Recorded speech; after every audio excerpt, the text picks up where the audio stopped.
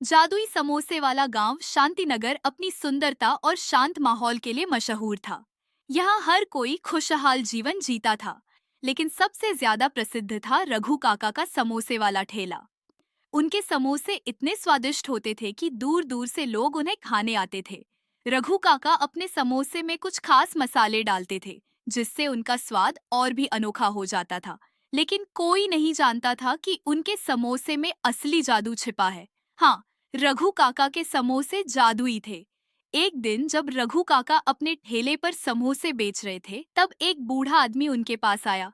उसके कपड़े फटे पुराने थे और आंखों में एक अजीब सी चमक थी। उसने धीरे से कहा, बेटा, क्या तुम मुझे एक समोसा खिला सकते हो? रघु काका दयालु थे। उन्होंने तुरंत एक गर्मा गर्म समोसा उस बूढ़े को दे दिया। बूढ़े ने समोसा खाया और मुस्कुराकर बोला, तुम्हारे समोसे में सच्चा प्यार है, मैं तुम्हें एक तोहफा देना चाहता हूँ। यह कहकर उसने अपनी झोली से एक छोटी सी सोने की पुड़िया निकाली और रघु काका को दी। जब भी तुम इस मसाले को समोसे में डालोगे, यह जादुई बन जाएंगे। लेकिन ध्यान रखना, इसका गलत इस्तेमाल मत करना। इतना कहकर बूढ़ा आदमी गायब हो गया। रघु काका ने उत्सुकता से उस मसाले को अपने समोसे में डाला। जैसे ही पहला समोसा बना, उसकी खुशबू पूरे बाजार में फैल गई। जो कोई भी उसे खाता, उसकी सारी थकान मिट जाती और वह खुशी से झूमने लगता। धीरे धीरे पूरे गांव में खबर फैल गई कि रघु काका के समोसे खाने से लोग खुश और तंदुरुस्त हो जाते हैं। यहाँ तक कि जो बीमार होते, वे भी समोसा खाते ही अच्छा महसूस करने लगते। गांव में एक लालची सेठ धनीराम रहता था। जब उसे रघु काका के जादुई समोसों के बारे में पता चला, तो उसने सोचा, अगर यह मसाला मेरे पास आ जाए तो मैं अमीर से अमीर बन जाऊंगा।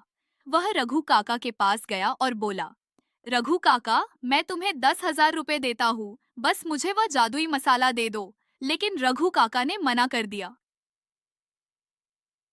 यह जादुई मसाला ईमानदारी और प्यार से बांटने के लिए है, बेईमानी से अमीर बनने के लिए नहीं। सेठ धनीराम को गुस्सा आ गया। उसने रात में रघु काका के घर से मसाले की पुड़िया चुराने की योजना बनाई।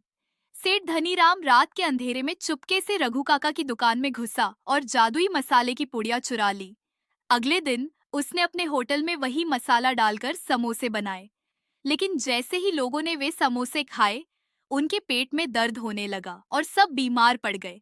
यह देखकर सेठ घबरा गया। रघु काका को जब यह खबर मिली, तो वे समझ गए कि सेठ ने जादुई मसाले का गलत इस्तेमाल किया है। उन्होंने अपने असली समोसे लोगों को खिलाए, जिससे सब फिर से ठीक हो गए।